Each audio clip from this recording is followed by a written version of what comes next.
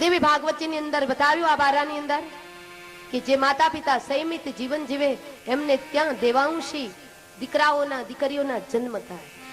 મેરે ભાઈ બહેન, ગ્રહસ્થાશ્રમે ભોગ ભોગવવા માટે નહીં, પણ ગ્રહસ્થાશ્રમે યોગ સાધના માટેનો એક આશ્રમ છે. જે માતા પિતા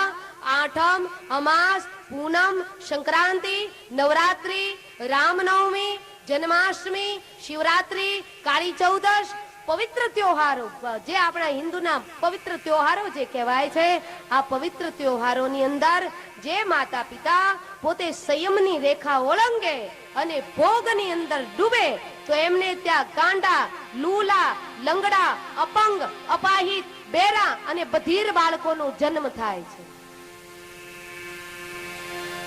પછી એમ કે આ છોરો તો જન્મતાની સાથે, આ છોરી જન્મતાની સાથે એ